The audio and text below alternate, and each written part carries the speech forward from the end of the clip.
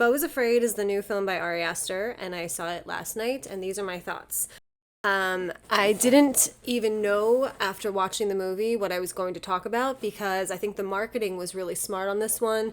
The first trailer they released was very fantastical looking. The second trailer was a lot more of just showing Joaquin Phoenix as different ages, and it was a much more serious tone. So I definitely went into this blind, and I think that's kind of what everyone in the production wants you to do as well. I will say there are a few things that I wanted to point out. I had a blast. It was 3 hours long. I didn't really feel the length until about maybe there were 15 minutes left, but I would say it's really well paced. And to be honest, besides Joaquin Phoenix, I don't even want to mention who's in it because I think that's part of the surprises as well. I will say there are two little guest stars from Only Murders in the Building, if you do watch that show, so that was fun to see on screen. It is a very, very dark comedy. I don't even think there's points where I laughed, but there were people in the audience that laughed quite often, even in parts where I felt like they were just laughing because they thought they should laugh. For the most part, it really borders on that horror aspect that Ari Aster does so well. It's a very uneasy feeling. It's a very something's wrong feeling. There's a huge surrealism aspect to the film, and in my opinion, it has 4 acts.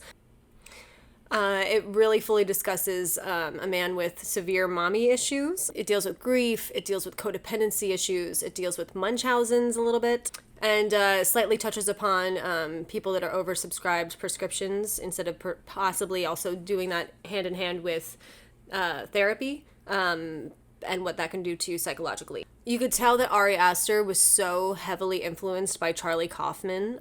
So if you like that type of style, that David Lynch, Charlie Kaufman-esque type of film, you will absolutely love this movie. I really liked it. I think there's so much more to pick up on the second time you watch it, because once you watch the entire thing, I think everything you need to know moving forward, or at least little hints and clues that were purposely there for the viewer, are probably in the first 20 minutes of the movie. Because then it goes on this really crazy wild journey, and you're kind of like piecing everything together.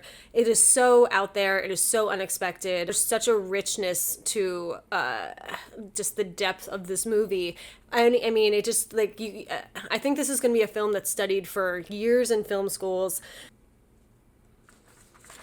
Even, I saw this last night, and even today, I'm still really just going through it over and over and over again in my brain, trying to really dissect the film, which I think is really impossible to do on a first-time watch. And again, this is a non-spoiler review, and I really want you guys to go into this movie not knowing anything except for, these few things I'm mentioning are not going to ruin the experience at all. It's really just a conversation about the themes of the film. The most severe mommy issues, an overbearing mother, grief, codependency, all of those really factor into the psyche of Joaquin Phoenix's character, and it's really a deep dive into his psyche. And I will say, this is not a spoiler because you'll get it when you get it.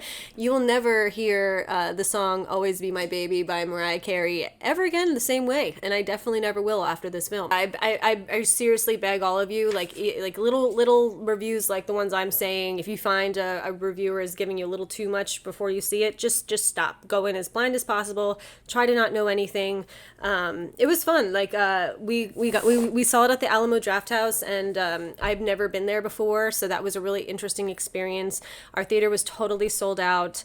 They have such cool posters, and you could tell the Alamo Drafthouse is so created by just lovers of film. So I loved seeing that. It was just a really fun experience. So yeah, Beau is afraid. He's very afraid. I'm afraid. It's almost like you can just go on and on about trying to even dissect what genre this is. This is definitely Ari Aster's own spin on things. I read that he actually wanted this to be his first film before Hereditary and Midsommar, and I feel like those two films kind of prepped his audience to be ready for this. Because it is very out there in the best way possible. I hope you enjoyed this review. I totally highly recommend seeing Beau Is Afraid. I believe it's nationwide. next Thursday, Friday, the 21st, I believe. So if you guys see it, let me know what you think. And honestly, once my film friends have seen this, I would love to do a live stream conversation with you guys about this movie. The film is just so rich in, again, metaphors, allegories, the insides of his brain, and the unreliable narrator. And I think it's really fun to do that as a group. So if you are interested, let me know. If you like this content, please subscribe to my channel, give it a like, and thanks for stopping by.